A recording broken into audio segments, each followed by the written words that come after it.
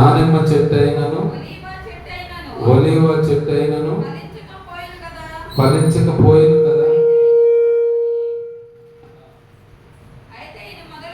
చూడండి ఇక్కడ చూడండి, అయితే ఇది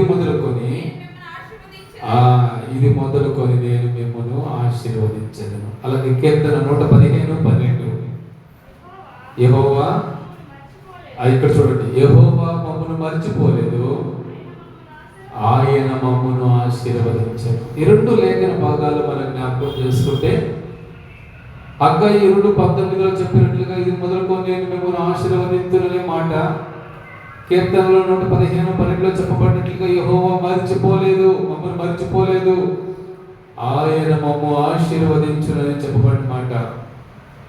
అలాగే సంఖ్య 24:1 కూడా ఇశ్రాయేలును దీవించుట యెహోవా దృష్టికి మంచిదని అక్కడ రాయబడింది.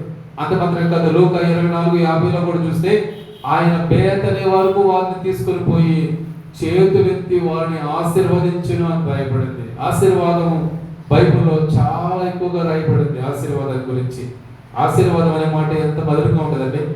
నువ్వు ఆశీర్వదించబడు గాక అంటే, ఒకవేళ మీకు నేను ఆశీర్వాదం ఇచ్చావనుకోండి, మీ మనసుకి ఎంత నెమ్మదిగా ఉంటుంది. అసలు ఆ మాట వింటుంటేనే మధురంగా అనిపిస్తూ ఉంటుంది. మనుషులు ఆశీర్వాదం కొరకు ఏం చేస్తుంటారంటే అటు ఇటు ప్రాకులాడుతూ తిరుగుతూ ఉంటారు, పరిగెడుతుంటారు ఆశీర్వాదం కొరకు. అయితే పెద్దలను చూసినప్పుడు, అటు ఇటు పరిగెడుతున్నప్పుడు, కొంతమంది పెద్దలను చూసినప్పుడు అయ్యా మా పిల్లలను ఆశీర్వదించండి అంటుంటారు. అంత మాత్రమే కాదు, ఆశీర్వాదాల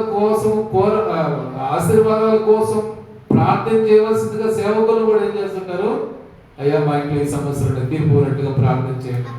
ఆశీర్వాదం కోసం కూడా సేవకులు నడుతుంటారు. మంచిదే, కాదని కాదు, కానీ ఈ ఆశీర్వాదములు ఇంకొక విషయం తెలుసా, చాలా మంది బిడ్డలకు ఏం పేర్లు పెడతారంటే ఆశీర్వాదం అనే పేరు. చాలా మంది, నా స్నేహితుడు కడప ఆశీర్వాదం అని పేరు. ఆ ఆశీర్వాదమే నా బిడ్డకి పెట్టేయాలి. అందుకని పేర్లు కూడా ఆశీర్వాదం పెట్టడం తప్పదు కదా, మంచిదే. కానీ ఆశీర్వాదం అని పేరు పెట్టుకొని వారి జీవితాల్లో ఆశీర్వాదం లేకుండా ఒక్కోసారి వారి జీవితాన్ని మలుచుకుంటారు. అందుకనే ఎక్కువగా కుటుంబాలన్నీ కూడా ఆశీర్వదించబడాలి దేవుని చేతులన అనుకుంటా ఉంటారు. ఇక్కడ చెప్పబడినటువంటి రీతిలో కూడా 115:10 కూడా యెహోవా మమ్మను మర్చిపోలేదు. He was not forget for his people. ఆయన వారిని మర్చిపోలేదు, ఆయన మమ్మను ఆశీర్వదించని చెప్పబడిన మాట. మన ప్రభు ఎల్లప్పుడూ ఆశీర్వదించేవాడు, శపించేవాడు, అలాగే నరకానికి దోసేసేవాడు కాదు.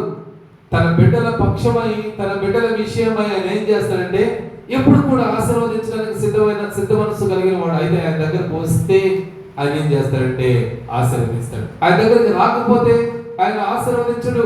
ఆయన జాలి కలిగిన వాడు, ప్రేమ కలిగిన వాడు. ఆయన ఆది అందు మానవుని సృష్టించినప్పుడు మనకు ఆదికాండం 1:27-28 కూడా మనకు కనబడుతుంది. మీరు చదివితే మీకు తెలుస్తుంది.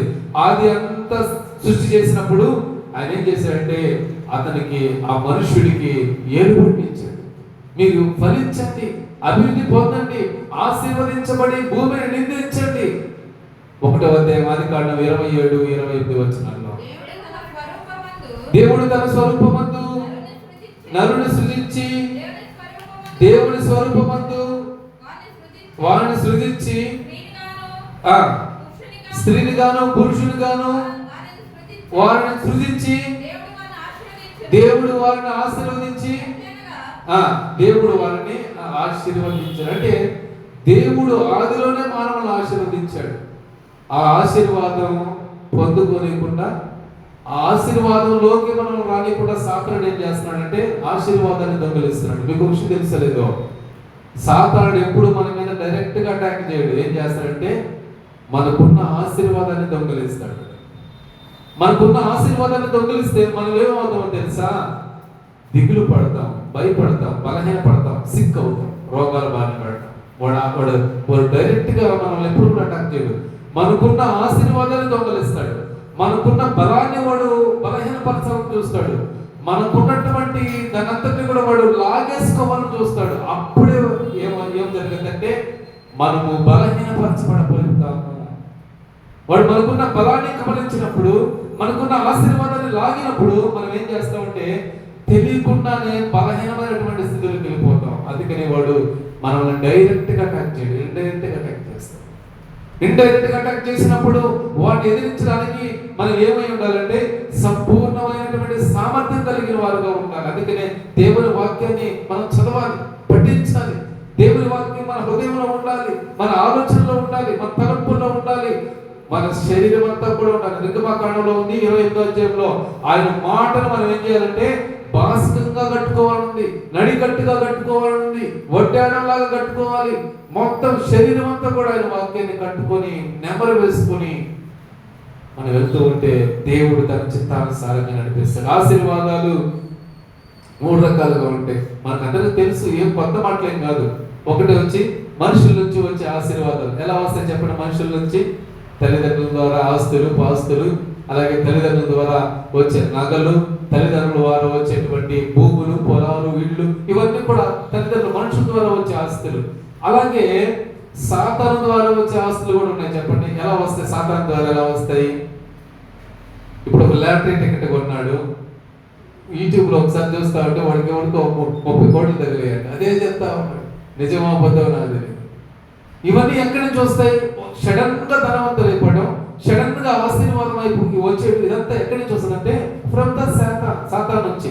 జూదాల్లో ఆడి సంపాదిస్తుంటారు, జూదాలు ఏమండి, జూదాలతో ఆడి సంపాదించి, అలాగే లాటరీ టికెట్ మనం చెప్తున్నాం, అలాగే రకరకాలైనటువంటి కొంతమంది గుర్ర పందాలు ఆడుతుంటారు, గుర్ర పందాల మీద పెడుతుంటారు, అలాగే కొంతమంది డబ్బులు పెట్టి ఆడుతుంటారు, చీటి ప్యాకీలు, దాయాలాటలు. వీటి ద్వారా మొన్న ఇటీవల IPL జరిగినప్పుడైతే చాలా మంది బెట్టింగ్స్ పెట్టుకున్నారు. ఆ మ్యాచ్ గెలుస్తుంది, ఈ మ్యాచ్ గెలుస్తుంది. దాని ద్వారా ఇవన్నీ సాతాను నుంచి వచ్చేటివి. సాతాను ఏం చేస్తారంటే దాని మీద పెట్టు, దీని మీద పెట్టు, దాని మీద పెట్టు, నువ్వు డబ్బు సంపాదిస్తావు, గుర్రం పద్యాల మీద పెట్టు, అలాగే మరొక దాని మీద, లాటరీ టికెట్ మీద, దీని మీద సాతాను మనల్ని ప్రేరేపించి వాడి ద్వారా ఆశీర్వదించబడాలని చూస్తాం. అయ్యా ఎట్లా ఎన్నో ఉంటాయి, క్షణికాలమే పెడతాం, తగలదా? ఎవరికి కొత్త మాటలు. ఇవి ఈ రకమైన ఆశీర్వాదాలు ఎవరి దగ్గర నుంచి వస్తాయంటే సైతాన్ దగ్గర నుంచి వస్తాయి. మూడవదిగా దేవుని కృప వలన వచ్చేటువంటి ఆశీర్వాదాలు ఎలా వస్తాయి చెప్పండి? అవి ఉచితంగా ఊరికినే రావు. దేవుని దగ్గర ఆశీర్వాదం పొందుకోవాలంటే ఉత్తినే రాదు, ప్రయాసపడాలి. ప్రయాసం.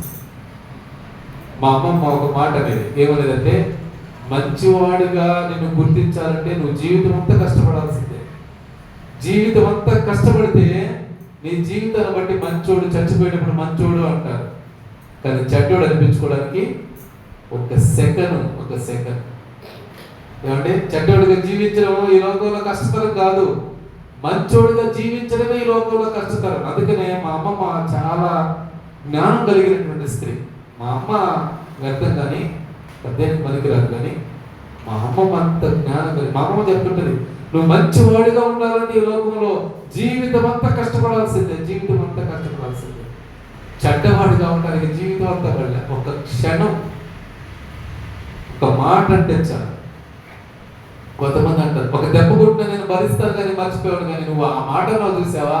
ఏమంటే మనకు బాగా బుద్ధి కదా, మాట అంటే మర్చిపోవు. ఏమంటే కానీ యేసు ప్రభు ఎన్ని మాటలు అనిపించుకున్నాడు, సిలువకు గుర్తు పెట్టుకున్నాడు. ఆయన ఒరే నేను ఎంత చూస్తాను అన్నాడా? మనం మాత్రం మాట అంటే పడం, కానీ మన కొరకు యేసే పడాలి. మనం మాత్రం ఈరోజు ఆశీర్వాదం పొందుకోవాలంటే ఏం కాదు, వదిలేద్దాం. ఈ చెవుతో దేవుడు మనకు 2 చెవులు, ఒక మాస్టర్ గారు చెప్తాడు, దేవుడు మనకు 2 చెవులు ఎందుకు ఇచ్చాడు? ఈ చెవితో విని ఈ చెవితో విడిచిపెట్టాడు. మనకు కాని మాటలు, మనకు నచ్చని మాటలు, అపవిత్రమైన మాటలు ఈ చెవితో విని ఈ చెవితో వదిలేయాలంతే. చాలా మంది ఈ చెవితో విని ఏం చేస్తారంటే ఇట కొని తెచ్చుకుంటారు. అంటే మైండ్లో కొన్ని, హృదయంలో కొన్ని. దేవుడి దగ్గర చెప్పాడు, మంచి మాటలు మాత్రమే హృదయ లోపలికి పోవాలి, చెడంతా ఈ చెవుల నుంచి ఈ చెవులకు వచ్చి.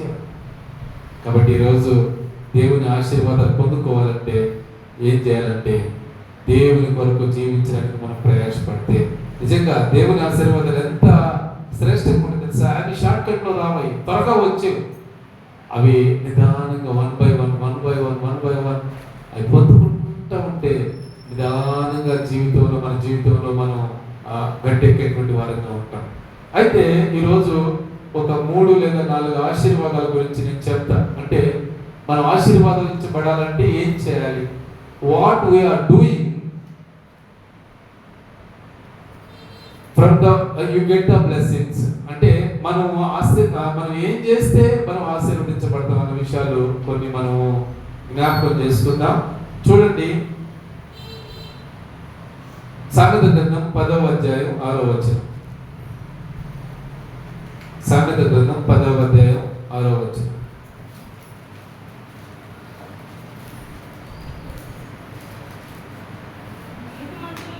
నీతిమంతుల తల మీదకి చాలండి.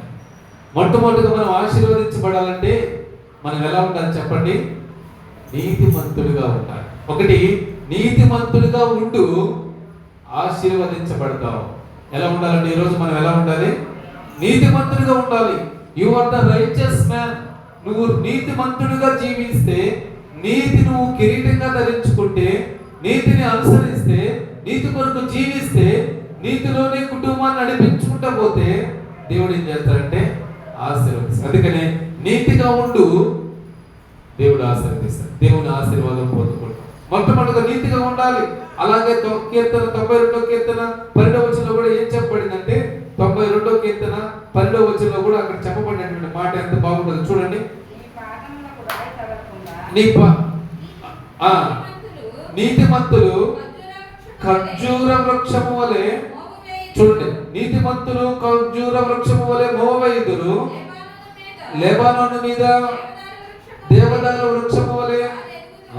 నీతిమంతులు ఖర్జూర వృక్షము వలె మోవేస్తారు. ఆశీర్వదించబడాలంటే, నువ్వు దీవించబడాలంటే, నీ జీవితం సుఖకరమైనటువంటి మార్గంలో ప్రవేశించాలంటే ఈరోజు మనం ఏం చేయాలి తెలుసా? మనం ఏం చేయాలి చెప్పండి? నీతిమంతుడిగా చేయబడాలి. నీతిమంతుని ప్రార్థన విజ్ఞాపన మనస్పూర్వకము గలదై దేవుని దగ్గర చేయాలి. అందుకని ఈరోజు నువ్వు ఆశీర్వదించబడాలంటే ఖచ్చితంగా నువ్వు చేయాల్సినటువంటి మొదటి పని ఏంటో తెలుసా? నీతిమంతుడిగా మనం చేయాలి. నీతిమంతుడిగా జీవించాలి. ఎలా జీవించాలి నీతిమంతుడిగా? ఇప్పుడు చెప్పాను కదా, నీతిమంతుడిగా ఎలా జీవించాలంటే, దేవుడు నీతిమంతుడు ఎవరు? అందుకని 3వ అధ్యాయం రోమా పత్రిక అనుకుంటా 10వ వచనం నుంచి ఉన్నాయి, 7వ వచనం నుంచి, 3వ అధ్యాయం 7వ వచనం నుంచి, నీతిమంతుడు లేడు, ఒక్కడు లేడు, నీతిమంతుడు లేడు. అయితే ఎవరు నీతిమంతుడు? ఎవరు నీతిమంతుడిగా జీవిస్తాడు? ఆ నీతి ఎవరికి వస్తుంది అని మనం జ్ఞాపకం చేసుకుంటే, నీతిమంతుడు లేడు ఈ ప్రపంచంలో. అయితే మనం నీతిగా దేవుని సన్నిధిలో ఉంటే, అందుకనే నీతిమంతుడు లేడు, ఒక్కడును లేడు అని దాని కిందనే రాయబడింది. ఎలా నీతిగా రాయబడి ఒకసారి చూడండి. నీతిమంతుడు లేడు, ఒక్కడును లేడు, గ్రహించువాడెవడును, దేవుని వెతుకువాడెవడును లేడు, అందరూ త్రోవ తప్పి ఏకముగా పనికి మాలిన వారైరి.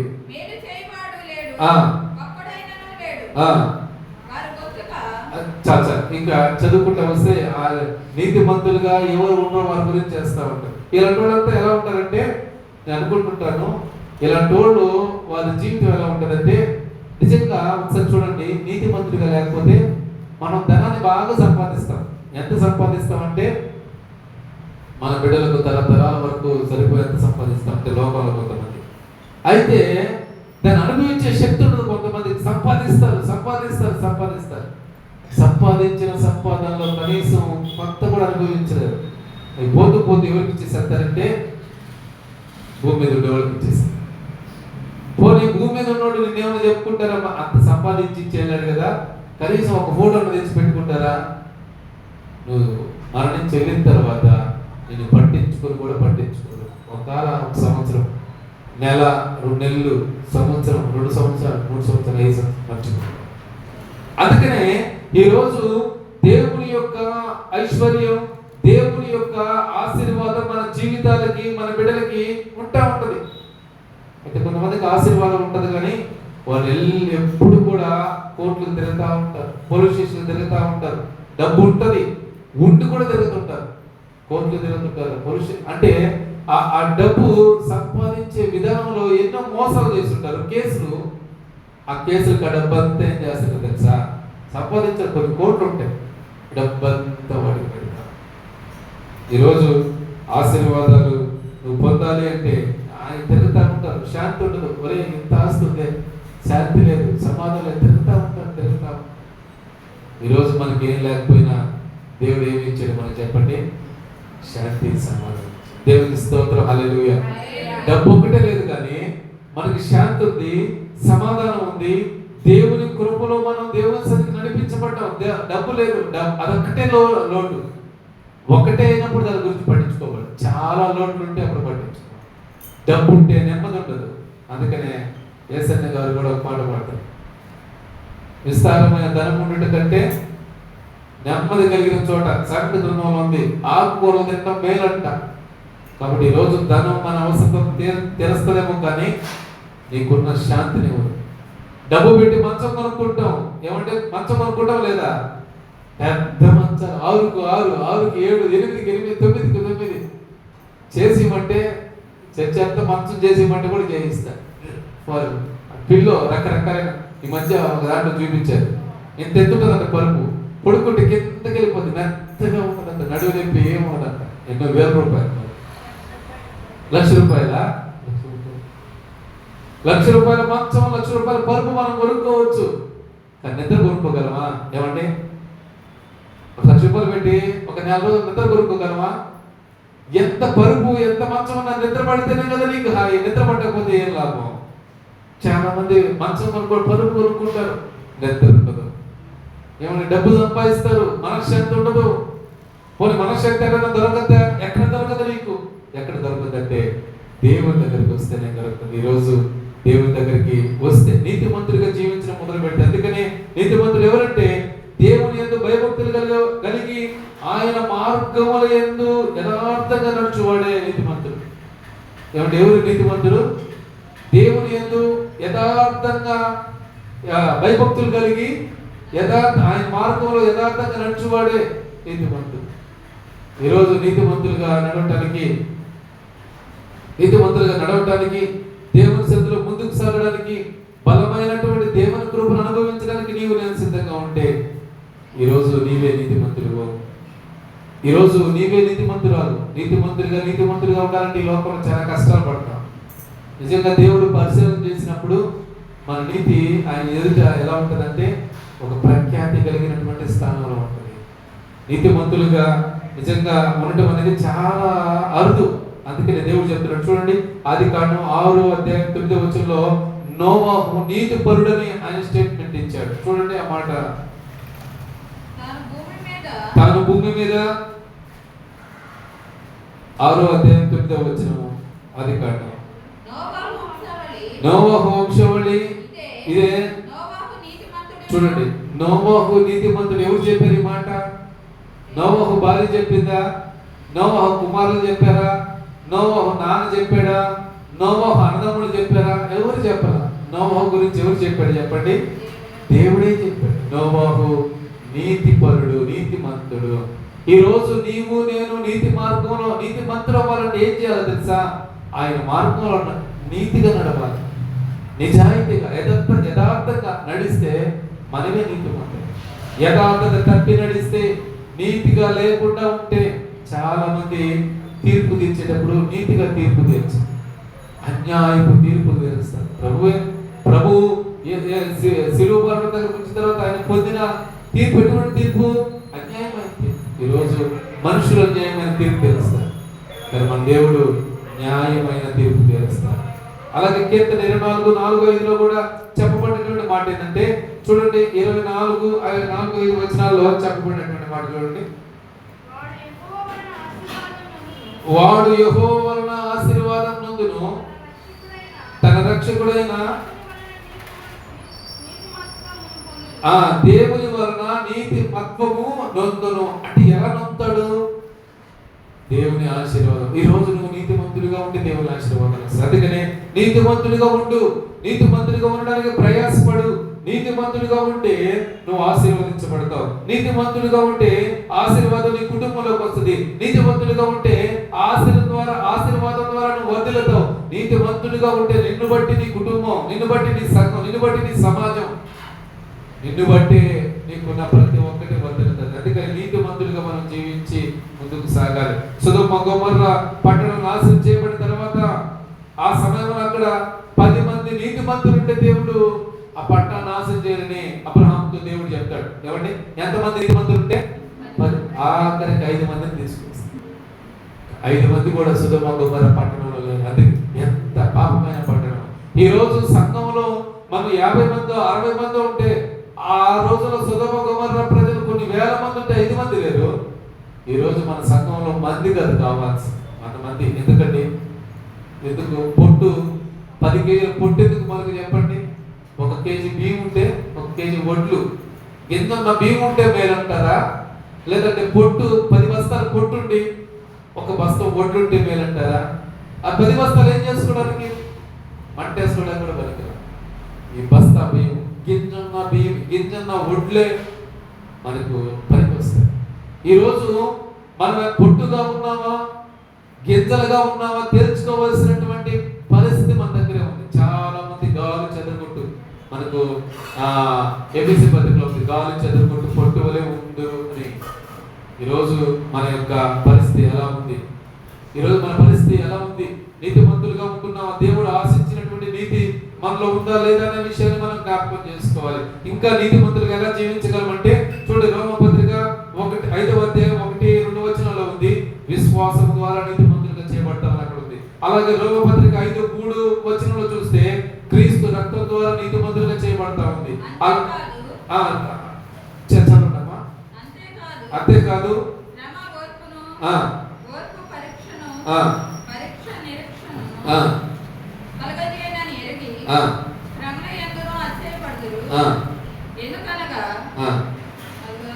ఐదో అధ్యాయం 1వ వచనం చూడండి, 1 విశ్వాస మూలంగా నీతిమంతులుగా చేయబడతారు. ఇప్పుడు కూడా వచ్చి చదవండమ్మా.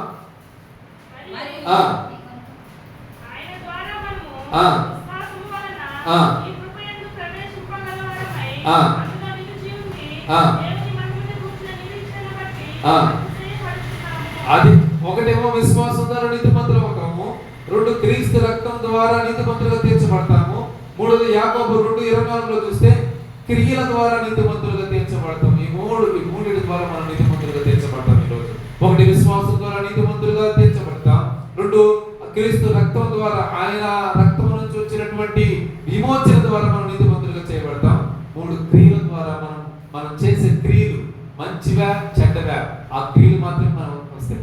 రేపు మనం చనిపోయిన తర్వాత మన వెంట మన బంగారు రాదు, మన ఇల్లు, మనకున్న ఆస్తి రాదు, మనం సంపాదించిన డబ్బు రాదు, మనకున్న ఏమి రావు. ఏమొస్తుందంటే మనకున్న క్రియలు వస్తాయి, మనం చేసిన మంచి పనులు వస్తాయి. పలానా వ్యక్తి ఎంత మంచి పని చేశాడు, దేవుని సేవకు సహకరించాడు, సేవకుడికి సహకరించాడు అని మంచి చెప్పడానికి చాలా మంది ప్రయాసపడతారు. ఆ మంచి చెప్పడానికి, ఆ మంచి చెప్పేవాడు మనం సంపాదించుకోవాలి. అలా ఈ మూడింటి ద్వారా మనం విశ్వాసులుగా నీతిమంతులుగా చేయబడతాం. నీతిమంతుడు ఎలాంటి వాడు, నీతిమంతుడు ఎలా ఉండాలి అన్న విషయాలు కూడా మనం చెప్పుకుంటూ పోతే చాలా ఉన్నాయి. అందుకని మొట్టమొదటిగా మనం నీతిమంతులుగా చేయబడితే ఆశీర్వాదం. రెండవదిగా చూడండి, నమ్మకంగా ఉండు ఆశీర్వదించబడతాం. మొట్టమొదటిగా ఏమో నీతిమంతులుగా ఉండు ఆశీర్వదించబడతావు. ఇప్పుడు ఏం చేయాలి? నువ్వు నమ్మకంగా ఉండు ఆశీర్వదించబడతావు. దేంట్లో నమ్మకంగా ఉండాలి? 28:20 సామెతల గ్రంథం చూడండి. సామెతల గ్రంథం 28వ అధ్యాయం 20వ వచనంలో అక్కడ రాయబడినటువంటి మాట ఏంటంటే 28:20 నమ్మకమైన వారికి చూడండి దీవెనలు మెండుగా కలుగును. చాలా నమ్మకమైన వారికి, నమ్మకంగా ఉంటే నీ జీవితం, నీ కుటుంబం, నీకున్న సాక్ష్యం, నీకున్నటువంటి అవన్నీ కూడా నమ్మకంగా ఉంటే నమ్మకమైన వారికి ఏం చేస్తాడు? ఆశీర్వాదాలు. నమ్మకంగా ఉండు ఆశీర్వదించబడతాం దేవుని వాక్యం తెలియజేస్తుంటే మనం నమ్మకంగా ఉన్నాం. ఏమంటే మన బస్సులో ప్రయాణం చేస్తున్నాం, పిల్లకాయలకి తీసుకోవాలంటే మనం ఏం చేద్దాం చెప్పండి? అయ్యా హాఫ్ టికెట్ కాదు, పిల్లకాయలు కండక్టర్ నుంచి టికెట్ కొట్టాలంటే ఎంత వాడికి చూడండి 2 సంవత్సరాలు కూడా లేవు, వాడే 10 సంవత్సరాలు పెట్టా. మనం ఏం చేద్దాం? వాడికి 4 కూడా లేవు, ఎందుకు టికెట్ లేదు. బస్సులో టికెట్ దగ్గర మనం ఏం చేస్తాం?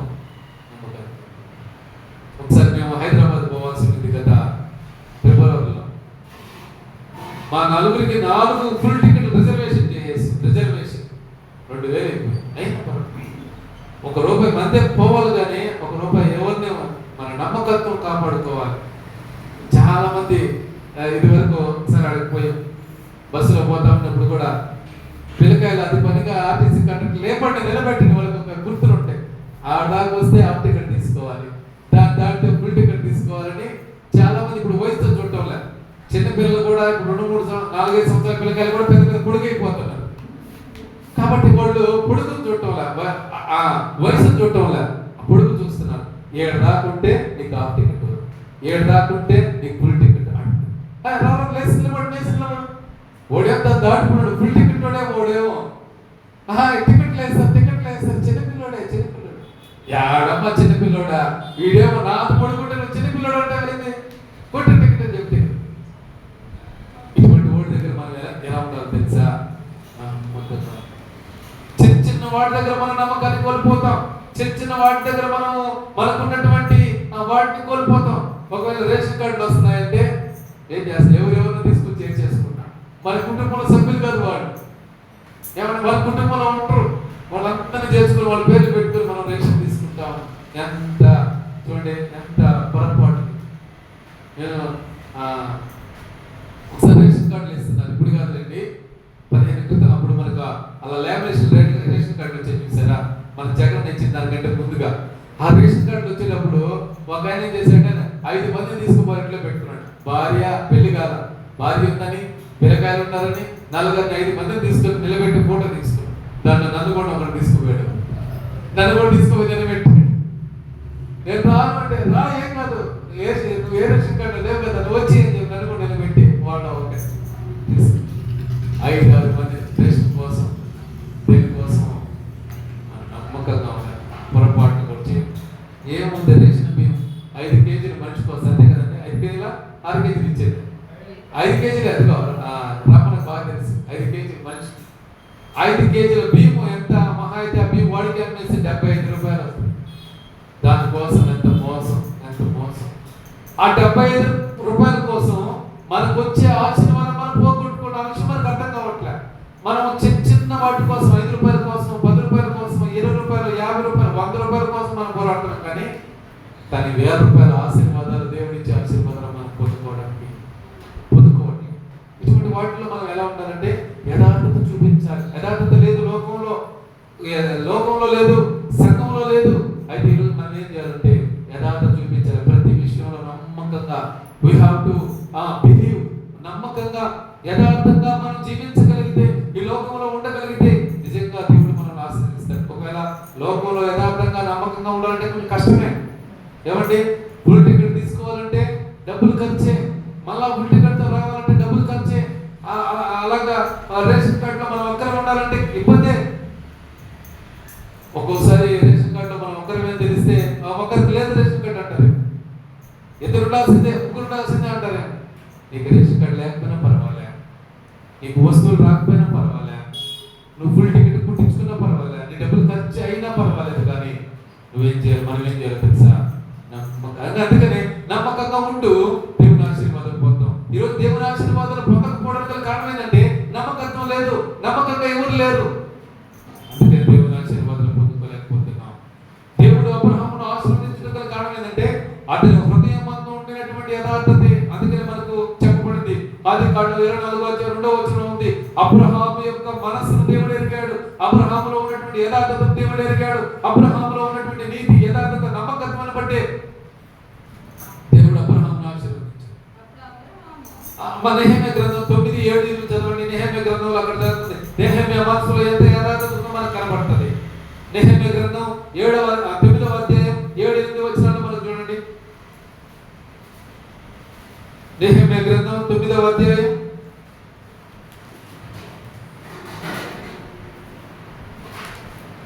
8 నెహెమ్యా ఒకే దగ్గర ఉంటాయి.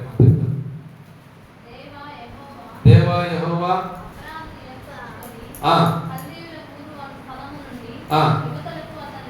అమ్మ ఎన్నో అమ్మా నెహెమ్యా 9:7-8 నెహెమ్యా గ్రంథం అదేనా?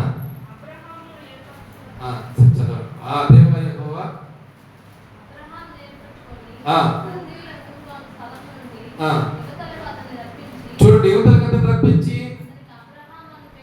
పేరు పెట్టి నీవే. చూడండి ఏం చెప్పబడింది, నమ్మకమైన మనసు గలవాడు అబ్రహాం. ఈరోజు అబ్రహాం ప్లేస్ లో నమ్మకమైన మనసు కలిగి ఉంటే, నమ్మకమైన వారిగా ఉంటే, నీ క్రియలు నమ్మకంగా ఉంటే, నీ పనులు నమ్మకంగా ఉంటే, నువ్వు చేసే ప్రార్థన నమ్మకంగా ఉంటే, నువ్వు చేసే ప్రతి దాంట్లో కూడా నమ్మకత్వాన్ని కలిగి ఉంటే దేవుడు ఏం చేస్తాడు తెలుసా, ఆశీర్వదిస్తాడు. అందుకనే నమ్మకంగా ఉండము, ఆశీర్వదించు. ఈరోజు ఆశీర్వదించబడటానికి ఎక్కడెక్కడికో నువ్వు పోవసరిలా, నువ్వు జీవించే జీవితంలో నమ్మకంగా ఉంటావు. ఒకసారి డిఎల్ మూడీ గారు కొంచెంలో నమ్మకంగా ఉన్నాడంట. ఏంటా కొంచెంలో అంటే, ఆయనకి ఇవ్వబడినటువంటి పరిచయం ఏంటంటే సండే స్కూల్ బాలికలను సండే స్కూల్ తీసుకొచ్చే పరిచయం. ఆయనకి ఇంటికి వెళ్ళి వారందరినీ సండే స్కూల్ తీసుకొచ్చే పరిచయం, ఆ పరిచయం అనమాట. అది అప్పగించారు. ఆయన ఏం చేశాడంటే, ఆయన పరిచయం నమ్మకంగా ప్రతి ఇంటికి వెళ్ళి పిల్లల్ని సండే స్కూల్ తీసుకొచ్చారు. సండే స్కూల్ టీచర్ కాదు మళ్ళా, అంటే మనం అనుకుంటాం కానీ సండే స్కూల్ టీచరే మొత్తం చేయాలి మన మన మన చర్చిలో. అంటే ఎక్కడైనా కాదు, ఎక్కడైనా సరే సండే స్కూల్ టీచర్లే పెద్దోళ్ళకి ఫోన్ చేయాలి, సండే స్కూల్ టీచర్లే ఇళ్ళకి తిరగాలి, సండే స్కూల్ టీచర్ అన్ని చేయాలి. ఎవరు చేస్తారు? ఇంగ్లాండ్ అట్టు కాదు, అమెరికా అట్టు కాదు, ఎవరి బాధ్యత వాళ్ళదే. కొంతమంది పిల్లలు ఉంటారు, వారు ఏం చేయాలంటే సండే స్కూల్ పిల్లలను పోగు చేయాలి, సండే స్కూల్లో తీసుకురావాలి. కొంతమంది ఆడపిల్లలు తీసుకొచ్చే వారి బాధ్యత ఆడపిల్లలకు అప్పగించాలి, మగ పిల్లలు తీసుకొచ్చే వారి బాధ్యత మగ పిల్లలు అప్పగించాలి. ఇలా డిఎల్ మూడీ గారు ఏం చేసేవారంటే పిల్లల్ని సండే స్కూల్ తీసుకొచ్చే బాధ్యత ఆయన నమ్మకంగా చేశారు. ప్రభు ఆయన చేసే పరిచయం వృద్ధి చేసి చూసి నమ్మకంగా చేసే ఆ పరిచయను ప్రభు చూసి ఇంగ్లాండ్ దేశానికి ఆయన ఏం చేశారు తెలుసా అండి? ఇంగ్లాండ్ దేశంలో గొప్ప సువార్థికునిగా, ప్రపంచ ప్రఖ్యాతిగా సువార్థికునిగా చేశాడు. నమ్మకత్వమే నిన్ను నన్ను పైకి లేవనెత్తేది, నమ్మకత్వమే, మరి ఏది లేదు. మనం అనుకుంటాము ఏముంటలే తక్కువ బిడ్డలు అనుకుంటాం, కాదు, తక్కువ బిడ్డలు కాదు. దేవుడు కూడా సంఖ్యాకాండం 17:7 చూస్తే, 12:7 చూస్తే మోషే యొక్క యథార్థతను కనిపెట్టాడు దేవుడు. అందుకనే నా ఇల్లంతట్లో ఏం చెప్పాడు, నమ్మకస్తుడు. నా ఇల్లంతా అంటే బహుశా దేవుని ఏం చెప్పండి, దేవుని ప్రజలే అనుకుంటా. ఏమండి, 30 లక్షల మంది 40 లక్షల మంది ఇశ్రాయేలు ప్రజల్లో ఉన్నారు కదా, వారందరి విషయంలో నమ్మకస్తుడు. ఒకరిని మంచిగా చూడలేదు, ఒకరిని చెడ్డగా చూడలేదు. ఈక్వల్ జస్టిస్, సమాంతరమైన న్యాయం. ఏమంటే అందుకని ప్రభు అన్నాడు, నా ఇల్లంతటిలో నమ్మకమైన వాడు నా ఇల్లు.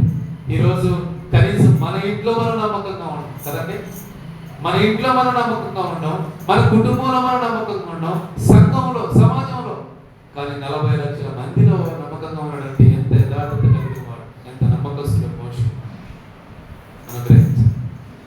రెండవదిగా ఏం చెప్పండి, నమ్మకంగా ఉండము, ఆశీర్వాదం పొందుకుంటాం. మూడవదిగా కనికరం కలిగి ఉండము, ఏం చేస్తాము, ఆశీర్వదించబడతాం. కనికరం కలిగి మొదటేమో ఏం చేయాలి తెలుసా, నీతిమంతులుగా ఉండము, ఆశీర్వదించబడతావు. రెండవదిగా నమ్మకంగా ఉండము, ఆశీర్వదించబడతావు. మూడవదిగా కనికరం కలిగి ఉండాలి. లోకంలో మనం కంపాషన్ కలిగి ఉండాలి. ప్రతి ఒక్కరి మీద కనికరించాలి. ఏమంటే దేవుడే మన పాపాలని కనికరించినప్పుడు, దేవుడే మన పాపాలను పరిహరించినప్పుడు మనం ఎదుటి వారి దోషాలను కనిపెడతా ఉంటాం. మన పాపాలు దేవుడు క్షమించకపోతే మనం ఎంత పరిశుద్ధం అయిపోయి ఉంటాం. అయితే మన పాపాలేమో దేవుడు క్షమించాలి, ఇతరుల పాపాలను మనం ఏం చేయము చెప్పండి. అసలు పాపం లేకపోయినా కొంతమంది ఏలైతే చూపిస్తుంటారు, కొంతమంది ఏమేమో సాధిస్తుంటారు, ఏమేమో వారిని ఇబ్బంది పెట్టాలి, పరిచయను ఇచ్చేయాలి, పరిచయను విడగొట్టాలి, పరిచయం చేయాలి. కొంతమంది శ్రమలు సంఘం వెలుపల చూస్తే అది వేరే, కానీ సంఘంలో నుంచే కొంతమంది శ్రమను లేవనెత్తారు. బహు జాగ్రత్తగా ఉంటారు. ఎలాంటి వాళ్ళని దేవుడు ఏం చేస్తారు, సాతాను వాడుకుంటాడు. సాతాను వలలో పడిపోయి వీళ్ళు ఏం చేస్తారంటే దేవుని కుటుంబాన్ని విడదీయడానికి ప్రయత్నం చేస్తారు, దేవుని కుటుంబంలో అలజడ ప్రయత్నం చేయడానికి ప్రయత్నం చేస్తారు. కాబట్టి అందుకని నమ్మకంగా ఉండాలి. అందుకని ఇక్కడ చెప్పబడిన మాట ఏంటంటే కనికరం కలిగి ఉండాలి. నీ కనికరం లేనప్పుడు ఎలా కనికరం పొందుకుంటాం? ఈరోజు కనికరం పొందిన వారిగా మనం ఉండాలి. చూడు సామెతలు 22:9 మనం చూస్తే అక్కడ రాయబడినటువంటి మాట మనకు బాగా కనబడుతుంది. 22వ అధ్యాయం 9వ వచనం,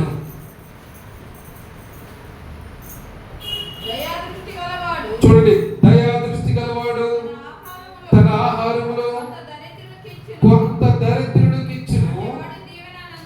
ఇప్పుడు చూడండి, ఎటువంటి వాడంటే దయా దృష్టి కలిగిన వాడు, కనికరం కలిగిన వాడు. వారి యొక్క ఆహారంలో పేదలకు పెడతాడు, లాక్కోడు, తిని దాచుకోడు. ఈరోజు మనం ఏం చేయాలంటే ఎదుటి వారి మీద, మనకంటే బలహీనమైన వారి మీద మనం దయ చూపించాలి, కనికరించాలి. కనికరించు, అందుకని కనికరం కలిగి ఉండు, నువ్వు ఆశీర్వదించబడతావు. అలాగే 19:17 సామెత గ్రంథంలో కూడా చెప్పబడినటువంటి మాట చూడండి.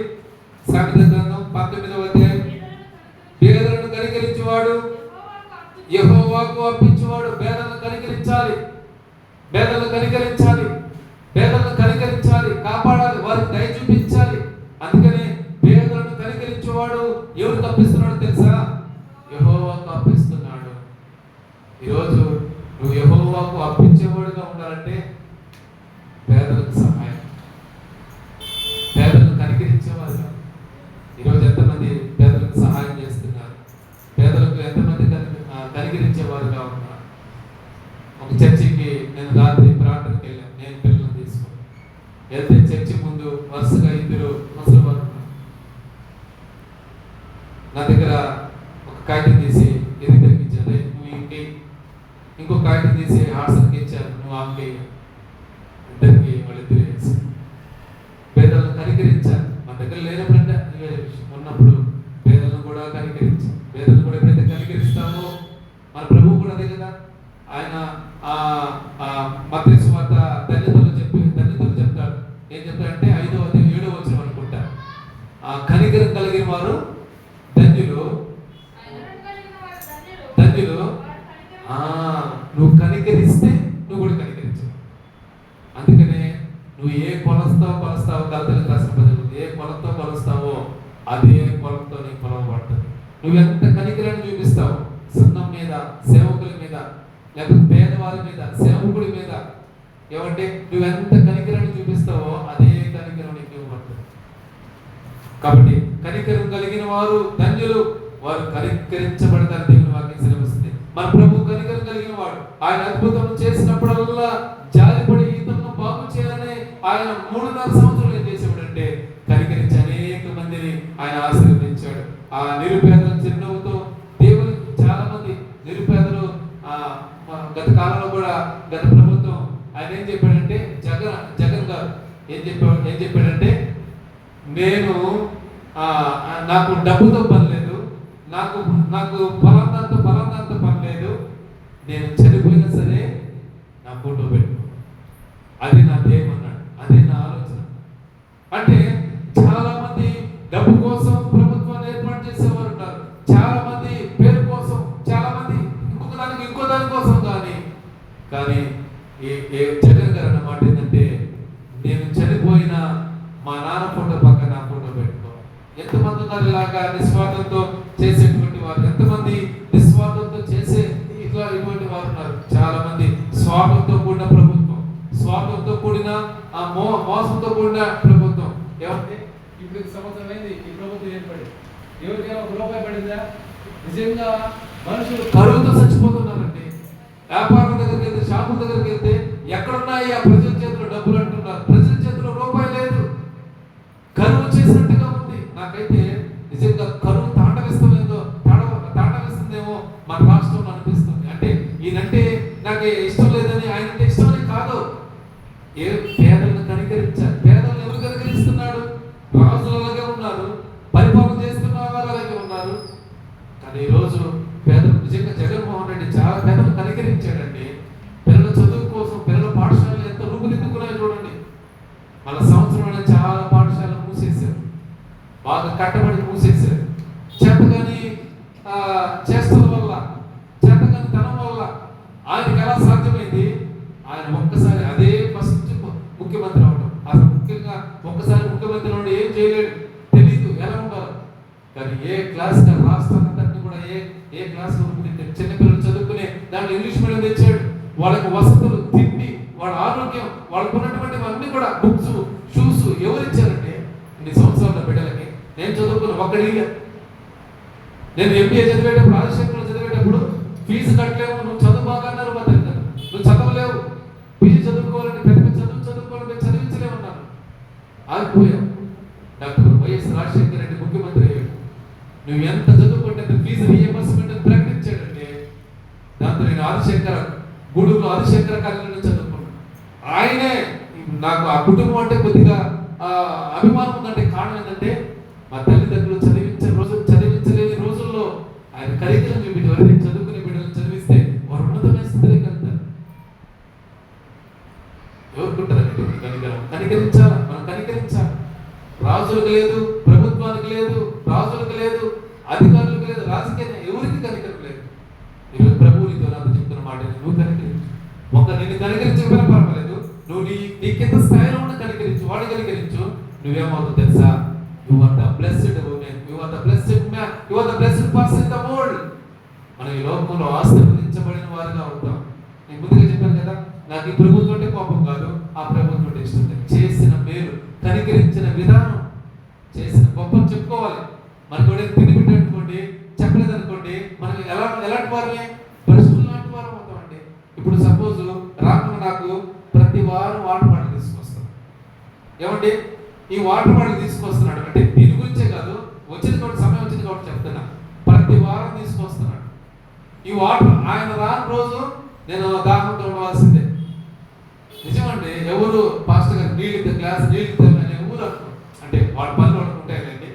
ఆయనకి ఎందుకు వచ్చిన ఈ ఆలోచన అంటే ఆయన గొప్ప అని కాదు, కానీ అంటే చూపించాలి, కనికరం చూపించాలి. ఎవరినైతే మనం కనికరం చూపించగలుగుతామో మనం కనికరించబడతాం. అంటే ఈరోజు మనం కనికరించబడాలంటే ఏం చేయాలంటే ఏం చేయాలి చెప్పండి? మనం కనికరించాలి.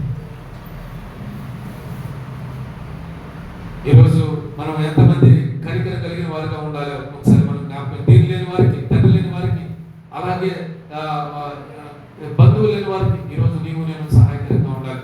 నాలుగవదిగా చూడండి, నాలుగవదిగా కాండం 28వ అధ్యాయం 2వ వచనం వరకు మనం ముగించేస్తున్నాం. 28వ అధ్యాయం 2వ వచనం.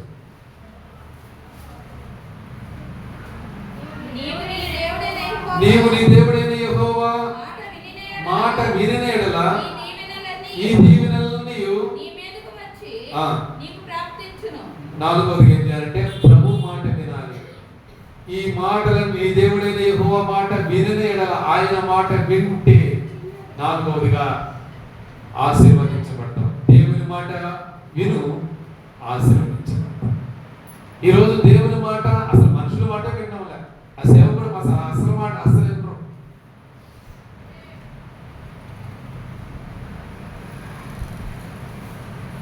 దేవుని మాట ఏమంటారు? ఏమంటే మొదటి యోహాను పత్రికలో ఉంది, నీవు నీ సహోదరుని ప్రేమించలేదు, నువ్వు దేవుని ఎట్లా ప్రేమిస్తావు? ఎదురుగా ఉన్న మనల్ని మనం ప్రేమించుకోలేనప్పుడు దేవుని ఎట్లా ప్రేమిస్తాం? ఎదురుగా ఉన్నటువంటి సేవకుడి మాట లేకపోతే దేవుని బిడ్డల మాట విన్నటువంటి మనము దేవుని మాట ఎలా వినగలుగుతాం? అందుకని చెప్పాడు ప్రభు మాట వినాలి. Listen to the word of God. దేవుని మాట వినాలి. When you are listening to the word of God, you are the blessed person. అంటే ఎప్పుడైతే దేవుని మాట మనం వినడానికి మన మనసును లగ్నం చేసుకుంటామో మనం ఏమవుతామో తెలుసా? దేవుని మాట. నిన్న ఉపవాస ప్రార్థన అయిపోయింది. నేను సతీష్ మాట్లాడతాం. టక్ మన సెలవుకి వచ్చింది. పొట్ల 2 పొట్ల ఎత్తుకొచ్చేసి ఏంటంటే సార్ శ్రీనందు మిమ్మల్ని చూశాడు. అవి ఏదో ప్యాకెట్ 2 ప్యాకెట్, నాకు 1 ప్యాకెట్ చదివించుకుంటాను. తన కూతురు పనసకాయలు తీసుకొచ్చిందంటే టక్కని పనసకాయలు సార్ పిల్లలకి తీసుకోండి. పిల్లలకి, సేవకుడు కుటుంబానికి ఇవ్వడం ద్వారా నిజంగా ఆశీర్వదించబడతాం. గతంలో ఒక కుటుంబం ఉండింది. ఆ కుటుంబం పేరు చెప్పరు, కానీ వాళ్ళ ఇంట్లో ముందు ఏ కూర చేసుకున్నా ఆమె టక్ వచ్చేసేది. అవి ప్రార్థన ఫస్ట్గా నాకు ప్రార్థన చేసింది. ఎందుకు అంటే ఆ తొందర ఏదో మీకు తెలుస్తుంది, ప్రార్థన చేసుకుని టక్ ప్రార్థన చేసుకుని వెళ్ళిపోయి ఇంటికి పోగా తన భర్తను పిలిచేది, ఇదిగో ఈ పాస్టర్ గారికి ఈ కూర చేసినా. ఏ కూర చేసుకున్నా కూరతోటి పంపించేది. కొన్ని కూరలో శ్రవంతి లోపలికి రానిది, అందుకని బయట కూర తాగేసి తినేసి పంపించేసి. చికెన్ మటన్ అటువంటివి అయితే లోపల తీసుకొచ్చేవాడిని.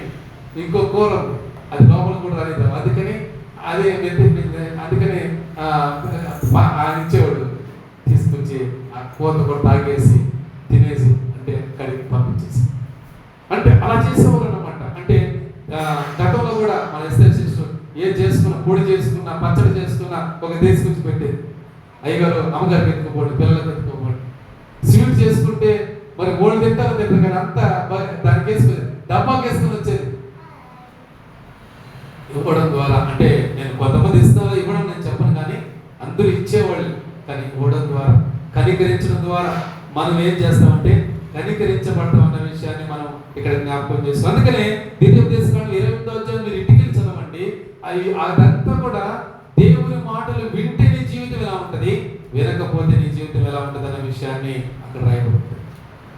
ఒకటి ఏం చెప్పండి, ఒకటి నీతిమంతుడిగా ఉండు, ఆశీర్వదించబడతాం. 2 నమ్మకంగా ఉండు, ఆశీర్వదించబడతాం. 3 కనికరం చూపించు, నువ్వు ఆశీర్వదించబడతావు. 4 దేవుని మాట విను, నువ్వు ఆశీర్వదించబడతావు. 5 సేవకు ఇవ్వు, నువ్వు ఆశీర్వదించబడతావు. చాలా మంది ఈ ఒక్కటి నచ్చదు. ఏమండి, ఇంకా ఏదైనా చేస్తా, నమ్మకంగా ఉంటాం, కనికరిస్తాంలే, నమ్మకంగా ఉంటాంలే, నీతిమంతులుగా ఉంటాంలే, కాకపోతే ఒక్క సమయంలో సేవకి ఏంటంటే దేవుని మాట వింటాంలే అంటాం. కానీ సేవకి ఇవ్వండి, సేవకు సహకరించండి, సేవకుడికి ఇవ్వండి అంటే మాత్రం ఏం చేస్తాం తెలుసా, కొంచెం బాధపడతాం. సేవకుడికి ఇవ్వాలి. సేవా పరిచయం సాగాలంటే, సేవలో ముందుకు సాగాలంటే, సేవలో ముందుకు నడవాలంటే మనం ఏం చేయాలి తెలుసా, ఏమంటే సేవకుడికి ఇవ్వాలి. మనం ఆలోచించాలి, సేవకుడికి ఇస్తే ఆశీర్వాదమా, లేకపోతే సేవకుడికి ఇవ్వకపోతే ఆశీర్వాదమా? ఈరోజు మనం ఆశీర్వదించాలి. సేవకుడి చేతిలో పెడితే ఏ కాదుకైనా అది సేవకుడు వాడితే మీకు ఆశీర్వాదం, సేవకుడు వాడితే మీకు ఆశీర్వాదం. ఇప్పుడు ఏకూడదని కాదు కానీ తప్పుగా దాంట్లో వేస్తాం అనుకోండి, అంటే ఏకూడదని కాదు కానీ వేస్తే మంచిదే, నేను కాదన్నా, కానీ దాంట్లో వేస్తాము. దాంట్లో వేసినప్పుడు ఎవరు వాడతారు? మీకోసం ప్రార్థన చేసే సేవకుడు వాడు, ఏమండి మీకోసం ప్రయాసపడే సేవకుడు వాడు. అది ఎవరికో పోతే ఎక్కడికో పోతే అంటే ఏ యుద్ధం నేను చెప్పట్లేదు, కానీ నీ కోసం ప్రార్థన చేసే సేవకుడికి ఇస్తే నీకు ఆశీర్వాదం. కొంతమంది మనకు నాకు దశభాగం ఇచ్చేవారు, సహోదరి సలోమి, అలాగే జయంతి ఒక 2 నెలల నుంచి. అంటే దాంట్లో ఏ కూడదని కాదు, కానీ ఎవరికి ఇస్తే ఆశీర్వాదమో, ఎందుకు మనం ఇలాగ ఉంటున్నామంటే మనం అది ఆశీర్వదించబడే స్థాయిలోకి అది వెళ్ళడం లేదు. కాబట్టి ఎవరికి ఇస్తే ఆశీర్వాదమో వారి చేతిలో పెడితే దేవుడు అవి పరిచయం వాడుతుంటే అవి బండికి పెట్రోల్ గాను లేకపోతే ఎదురు వారికి నేనేం చేస్తానంటే దాంట్లో దశభాగం తీసి ఒక సేవకుడికి ఇస్తా. అంటే మీరు ఇచ్చింది ఎంతమంది సేవకుడికి వెళ్తుందో చూడండి. నాకు వస్తుంది, ఎదురు సేవకుడికి వెళ్తుంది, పేదవారికి వెళ్తుంది. అంటే మీరు ఇచ్చే భాగము మీరు అనుకుంటారు ఒకరికే, అది నా ద్వారా చాలా మంది ఇది వెళ్ళినప్పుడు వాళ్ళందరూ ఆశీర్వాదాలన్నీ ఎవరికి వస్తాయి తెలుసా? మీకు వస్తాయి. సెలవు మొక్కని నిన్న అక్కడ ఒక బ్యాగ్ ఇవ్వక అన్న, ఈ బ్యాగ్ ఇచ్చింది కూడా కేరళకి వెళ్ళినప్పుడు కూడా సెలవు మొక్క ఇచ్చింది. ఈ బ్యాగ్ వేసుకున్నప్పుడల్లా ఆమెకు తెలియకుండానే ఆశీర్వాదాలు, అంటే సేవకుడు ఈ బ్యాగ్ ఉపయోగిస్తున్నాడు, ఉపయోగించట్లేదా? ఈ బ్యాగ్ ఉపయోగిస్తున్నప్పుడల్లా ఆమెకు ఆశీర్వాదాలు. అలాగే అంటే నేను ఎందుకు చెప్తున్నానంటే సేవకుడు ఉపయోగిస్తేనే, సేవకుడు వాడితేనే, సేవకుడు పరిచయకు వాడితేనే ఆ కుటుంబానికి ఆశీర్వాదం తప్ప ఒక మూల ఉంటే, ఒక పక్కన ఉంటే, పీరువాలో ఉంటే ఆశీర్వాదం చాలా మందికి తెలీదు. కానీ నేను చెప్తున్నాను, ఈ రోజు సేవకు ఇవ్వండి, దేవుడు ఏం చేస్తాడు తెలుసా? మిమ్మల్ని ఆశీర్వదిస్తాడు. సేవకి ఇస్తే అలాగే కొంతమంది కొంచెం సహాయం, కొంతమంది ఇంకా ఏం చేస్తారు తెలుసా? వాళ్ళు నిజంగా అప్రిషియేట్ చేయాలి. కొంతమంది దశభాగం దాంట్లో చేస్తా నాకు సహాయం చేస్తారు. కొంతమంది పేర్లు ఊరికి చెప్పడం నాకు ఇష్టం లేదు, కానీ కొంతమంది నాకు కొంత భాగం ఇస్తారు, కొంతమంది దాంట్లో వేస్తారు. మళ్ళీ మన వరకు ప్రార్థన చేసి సేవకుడు ఉట్టిగా ఉండకూడదని ఒక 500 కొంత నాకు ఇస్తా ఉంటారు. నిజంగా కుటుంబాన్ని బట్టి దేవుడు సహాయం వాళ్ళు దాంట్లో వేస్తారు మళ్ళా. కాబట్టి దేవుని సేవకి కూడా దేవుడు మర్చిపోడు. మనం అనుకుంటాం ఏముందో మర్చిపోతాడు, నో, దేవుడు cannot forget any moment of time. ఆయన ఏం చేస్తాడు, ఏ సమయంలో కూడా సేవకుడికి ₹1 ఇచ్చినా అదేం చేస్తాడు తెలుసా? He was written on his book. ఆయన గ్రంథంలో ఏం చేస్తాడంటే నువ్వు సేవకు ఎంత ఇచ్చావు, ఇచ్చావు, సేవ చేయడానికి ఎంత ఇచ్చావు అన్నది ఆయన ఒకవేళ నేను మర్చిపోవచ్చు, నువ్వు మర్చిపోవచ్చు. దేవుడు ఎప్పుడు కూడా మర్చిపోడు. నేను రాసి పెట్టుకున్నాడు ఎవరు ఎంత ఇస్తారు అంటే ఇచ్చిన వాళ్ళనే కాదు కానీ అందరి గురించి ప్రార్థన చేస్తాను, కొంచెం ఎక్కువగా ఇస్తున్న వారి కొరకు. ఎందుకంటే వారికి అధికంగా రావాలి ఆశీర్వాదం. కాబట్టి ఇచ్చే వారి కొరకు ప్రార్థన చేయడం. దేవుడు కూడా అదే, ఎవరైతే ఇస్తారో ఇప్పుడు అడుగులేవాడు వస్తాడు, అమ్మ అన్నం పెట్టమ్మా అంటాడు. అన్నం పెట్టినోడికి ఆశీర్వాదం ఉంటుందా? లేదు బాబా అన్నవాడికి ఆశీర్వాదం ఉంటుందా? పెట్టినోడికి. కాబట్టి అందుకనే ఆ దేవుని ఆశీర్వాదాలు రెండు రకాలుగా ఉంటాయి. ఒకటి నిబంధన లేని ఆశీర్వాదాలు, ఒకటి నిబంధనతో కూడిన ఆశీర్వాదం. ఈరోజు దేవునికి ఇవ్వడానికి నిబంధన కలిగినటువంటి ఆశీర్వాదాలు కొన్ని ఉంటాయి, నిబంధన లేనటువంటి ఆశీర్వాదాలు ఉంటాయి. అబ్రహాము ఇస్సాకును ఆశీర్వదించాడు. అబ్రహాము తన బిడ్డను ఆశీర్వదించినప్పుడు కొలతలు లేనటువంటి ఆశీర్వాదంతో ఆశీర్వదించాడు. తండ్రి తన బిడ్డను కొలతలు లేనటువంటి ఆశీర్వాదంతో ఆశీర్వదించాడు.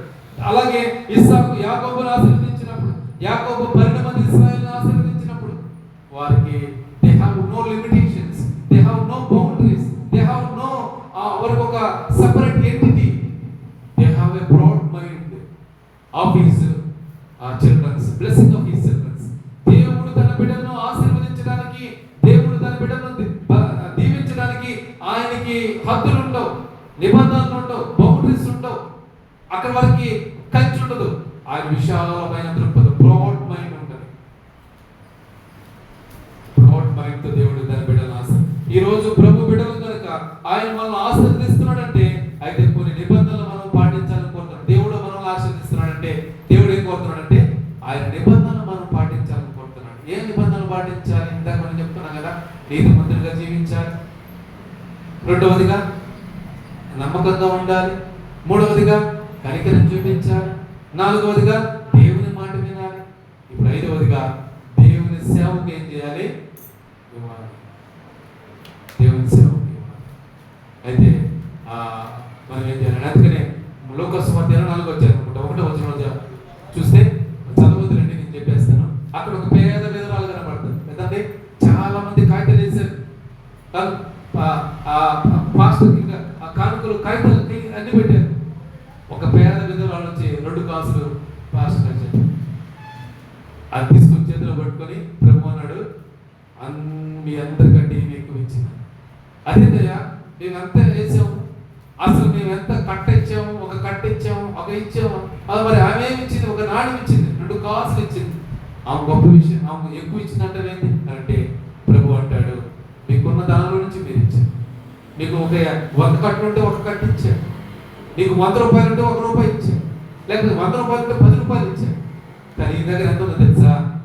2 నాణ్యాలు, 2 కాసులు ఉన్నాయి, 2 దేనాలు ఉన్నాయి, 2 రూపాయలు ఉన్నాయి. ఆ 2 రూపాయలతో బతకాలి. కానీ ఈరోజు ఆ 2 రూపాయలు మొత్తం ఆ చేతిలో ఉన్న డబ్బంతా దేవునికి ఇచ్చేసి 2 రూపాయలే, 200లే. కానీ దేవుని పరిచయం ఇచ్చినప్పుడు దేవుడు బహుగా వాడుకుంటాడు. దేవునికి స్తోత్రం, హల్లెలూయా. ఈరోజు మనం దేవునికి ఇచ్చే వరంగా, దేవుని సేవకుడికి, దేవుని పరిచయకు ఇచ్చే వరంగా మనం ఉంటే దేవుడు, అందుకనే దేవుడు ఖర్చు పెట్టిన ప్రతి రూపాయి కూడా ఆయన ఏం చేయడంటే ఏమండి, ఆయన ఏం చేయడం తెలుసా? వ్యర్థంగా చూడండి. లేవియకాండం ఈ మాట నేను ముగించేస్తాను. లేవియకాండం 27వ అధ్యాయం 30వ వచనం చదవండి. దేవునికి ఎందుకు ఇవ్వాలి, ఎలా ఇవ్వాలనే విషయాన్ని మోషే రాస్తూ, దేవుడు చెప్పినటువంటి మాటలన్నీ కూడా మోషే లిఖిస్తూ ఏం చేశాడంటే 27వ అధ్యాయం 30వ వచనం చూడండి. భూధాన్యములలోనేమి, నీకు పండిన పంటలో, భూఫలములన్నిటిలో దశమ భాగము, చూడండి, దశమ భాగము యెహోవా సొమ్ము, దేవునికి ఇవ్వాలి ఖచ్చితంగా. ఒకవేళ పొలాలు ఉన్నాయి, పంట వేసాం. నేను ఇదివరకు ఆత్మకూరు దగ్గర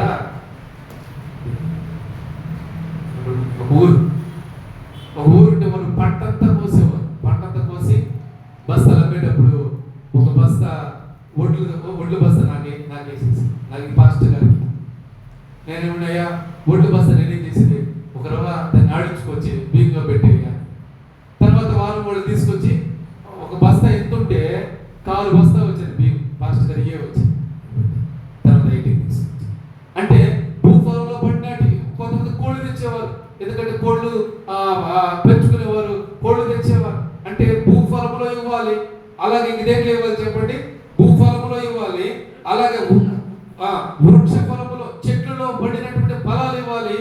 భూఫలములన్నింటిలో జంతువులు, కోళ్ళు మనం ఏం పెంచుకుంటాయి, దేవునికి ప్రథమ ఫలం, అన్నింటిలో దశమ భాగాలు.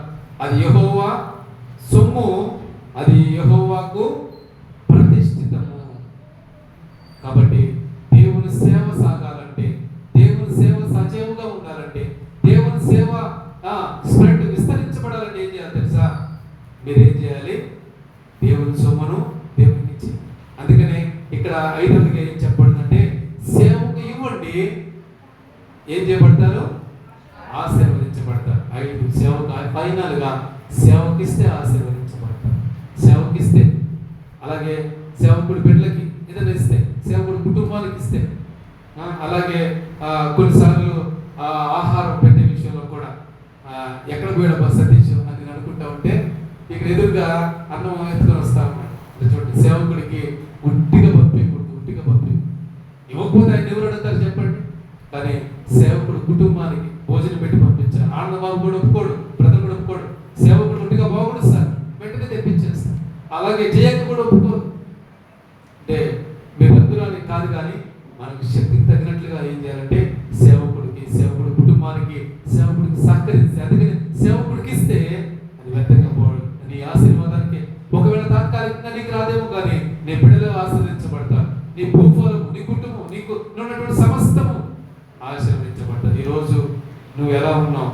ఈరోజు ఆ దేవుని ఆశీర్వాదాలు పొందుకోవాలంటే మనం ఏం చేయాలంటే ఈ 5 రకాలైనటువంటి మనం చేయగలిగితే, ఒకటి ఏం చేయాలి చెప్పండి? ఒకటి నీతిమంతులుగా జీవిస్తే ఆశీర్వదించబడతావు. 2వదిగా నమ్మకంగా ఉంటే ఆశీర్వదించబడతావు. 3వదిగా కనికరిస్తే ఆశీర్వదించబడతావు. 4వదిగా దేవుని మాట వింటే ఆశీర్వదించబడతావు. 5వదిగా సేవకి ఇస్తే ఆశీర్వదించబడతావు. ఈరోజు నువ్వు ఆశీర్వదించబడాలంటే, you get the blessings from the Lord, దేవుని దగ్గర నుంచి బ్లెస్సింగ్స్ పొందుకోవాలంటే ఖచ్చితంగా 5 చేయవలసిందే. నేను చేయనయ్యా, వీటిలో ఒకటి కూడా నేను చేయబా పరిగెడతా ఉంటావు, ఎప్పుడు పరిగెడతా ఉంటావు సమస్యల కోసం. చేయాలి, దేవుడికి ఇవ్వాలి, అలాగే ఇవన్నీ నమ్మకంగా ఉండాలి. ఒకటి నీతిమంతులుగా ఉండాలి, నమ్మకంగా ఉండాలి, కనికరించాలి, దేవుని మాట మీద సేవ. ఎన్ని చేస్తేనే మనం ఆశీర్వదించబడతాం. లేకపోతే ఎక్కడ వేసిన పొంగలి అక్కడే ఉంటుంది. ఎలా ఉంటామో సత్యవిధంగా అలాగే ఉంటాం. ఈ ఆశీర్వాదం ఉండదు, నమ్మకం మనకు మన కుటుంబాల్లో విస్తరణ ఉండదు, అభివృద్ధి ఉండదు. ఎలా ఉంటారు? కాబట్టి ఈరోజు మనం మొదలుపడదాం. దీనికి మనం ఆశీర్వదించబడాలంటే ఏం చెయ్యాలో దాని వైపు చూద్దాం. ఈరోజు ముందుకు సాగుదాం. దేవుడి కొద్ది మాటలు మన వెనుకలో దీవించి ఆశీర్వదించను కాక. దేవునికి స్తోత్రం. హల్లెలూయా, హల్లెలూయా. దేవుడి పరిశుద్ధ వాక్యం దీవించను కాక. ఆమేన్. సమయంలో ప్రకటనలు విందాం, అనంతరం మనం సాగిపోదాం.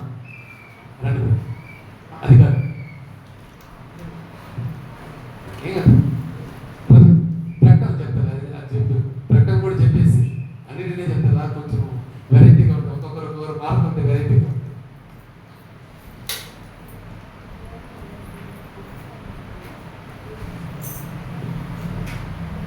ముందుగా దేవునికి తెలుస్తున్నాను.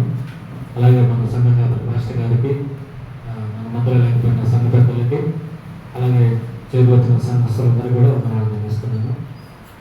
ఈ వారం చాలామంది రాలేదు. పెద్దమ్మ, అమ్మ, బావగారు వీళ్ళందరూ ఊరికి వెళ్ళి ఉన్నారు. అలాగే నరసింహరావు వాళ్ళు కూడా ఊరికి వెళ్ళి ఉన్నారు. కాబట్టి మన చర్చి చాలామంది సంఘస్థులు ఊరల్లో ఉన్నారు. కాబట్టి చాలామంది ఈరోజు రాలేకపోయారు. వాళ్ళందరూ తిరిగి క్షేమంగా మళ్ళీ ఇళ్ళకి వచ్చేటట్టు తిరిగి మనం సంఘాలు కలుసుకుంటే వాళ్ళందరి కోసం ప్రార్థన చేద్దాం.